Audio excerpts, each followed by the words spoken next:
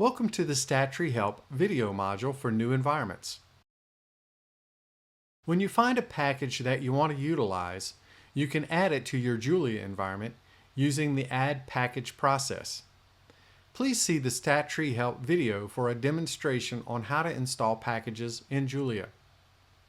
However, sometimes a package installation produces an error if the required dependencies conflict with dependencies of a previously installed package. In general, good practice involves keeping your Julia environment up to date by updating Julia, the VS Code IDE, and installed packages. However, with these updates comes the possibility that your previously functional scripts no longer run due to incompatibilities with dependencies. Fortunately, you can prevent this possibility by creating reproducible environments for your Julia projects.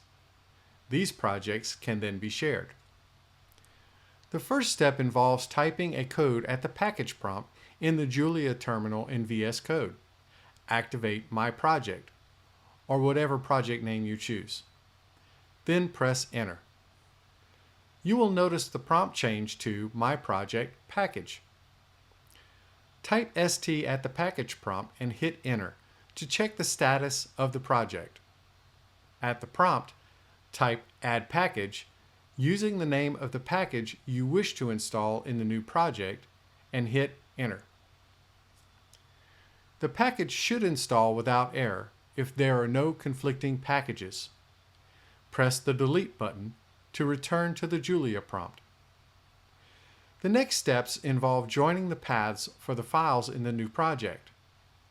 To see the code for creating a new project through the Julia terminal and joining project paths, press the script button on the sending page in StatTree Help.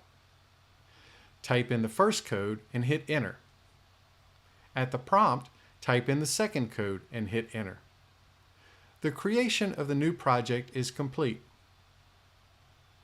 However, you will notice at the bottom tray of VS Code, the environment is still set to the default Julia environment version 1.10.